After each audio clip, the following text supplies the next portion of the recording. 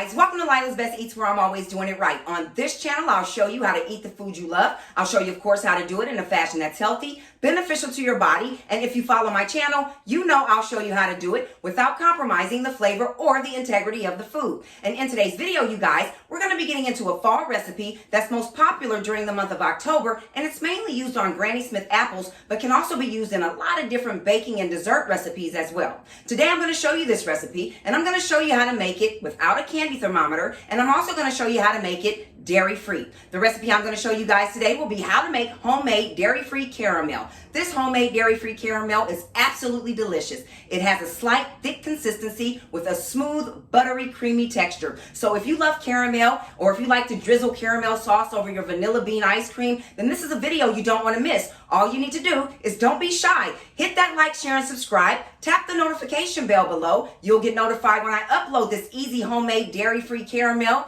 sauce. And without any further ado, let's get to doing what Lila's Best Eats does best. Let's get into this homemade dairy-free caramel recipe, and let's get to doing it right. Okay, guys, here are the ingredients needed for the homemade dairy-free caramel. You'll need sugar, vanilla extract, sea salt, spring water, plant-based whipping cream, and unsalted plant-based butter. For the exact measurements, you'll need 2 cups of granulated sugar, a 1/4 teaspoon of sea salt, a 1/2 cup of spring water, 2 teaspoons of vanilla extract, 12 tablespoons of unsalted plant-based butter, and 1 cup of dairy-free whipping cream. Okay guys, in the first step, pour the sugar into a heavy saucepan over a medium-high heat, then add the spring water and use a silicone spatula to very carefully, very slowly incorporate the sugar until it has dissolved and you begin to see bubbles forming along the side of the saucepan.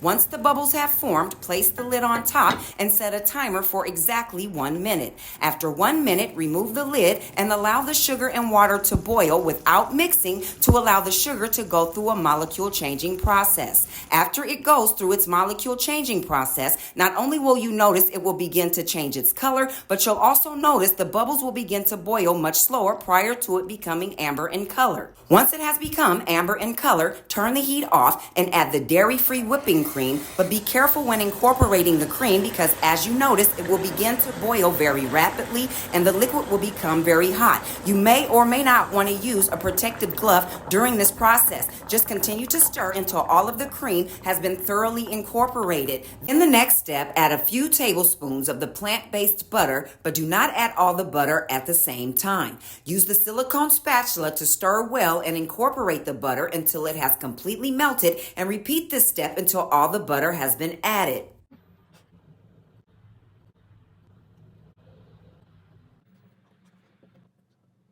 Then add the vanilla extract and sea salt. Stir well to incorporate the final 2 ingredients. Then set the saucepan aside and allow the caramel to completely cool before pouring it through a strainer and transferring it into a mason jar. Place the lid on top, screw the cap on tightly, and place it into the refrigerator to allow it to thicken and change its color. Once the caramel has thickened and changed its color, take it out of the fridge, unscrew the cap, remove the lid, and here's the final result. The caramel should have a thick but not too thick consistency and a smooth, buttery, creamy texture. If you enjoyed the video, subscribe, give it a thumbs up, leave a comment, share my content, let people know Lila's Best Eats is always doing it right. As always, thanks for watching. I appreciate your support, and I'll see you guys again next time.